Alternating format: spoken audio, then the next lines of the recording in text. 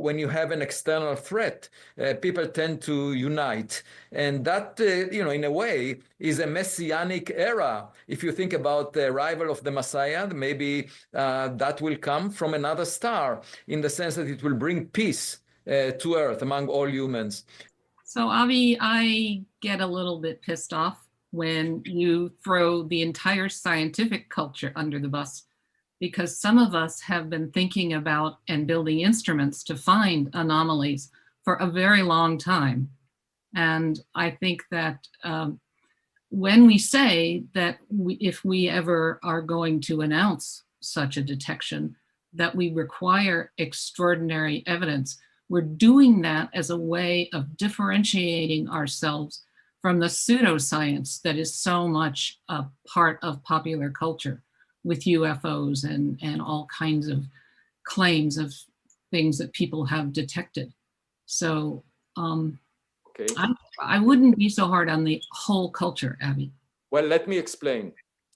To your first point, I'm talking about a factor of 1,000 in funding. I'm not talking about a factor of 2 over a decade increase in funding.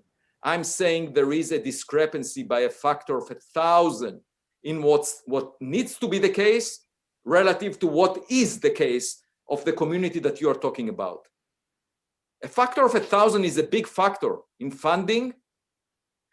And moreover, it's even a bigger factor in bullying, because anyone that makes a suggestion in the direction of technological signature is being bullied and ridiculed.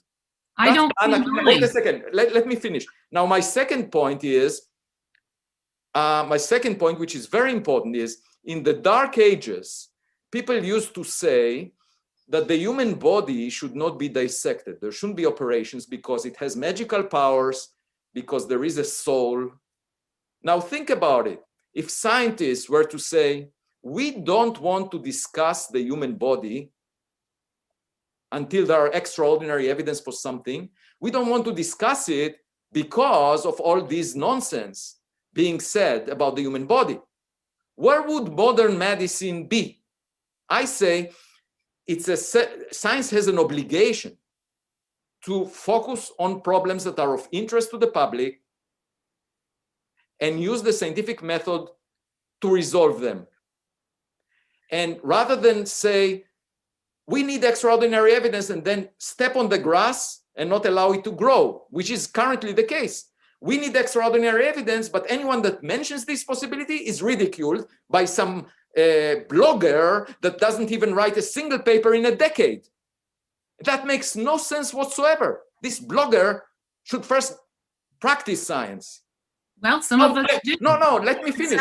How dare people make statements about scientists that explore these possibilities within the scientific method? That's the acidic culture that I'm talking about. There is an acidic culture that suppresses innovation in the current culture of science. And the best example is SETI, because they say we need extraordinary evidence, and then they don't let people search for that extraordinary evidence by a factor of 1,000. I'm not talking about a small group of people at Berkeley or at the SETI Institute doing some work. I'm talking about a factor of 1,000 increase in your budget, in the budget of the community, and a factor of 100 more people working on it, not at the SETI Institute, but everywhere, in every university. This becoming a mainstream subject, just like string theory is. Why should we fund searches for dark matter and not for technological civilizations as part of the mainstream? That's my argument. And I find it really surprising that I get opposition from you to that notion.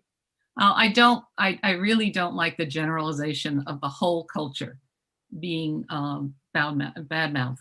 Okay, and sure, I'd love our budget to be 1,000 times. Okay, so why are you opposing me? Why don't you join me in arguing for 1,000 times more budget?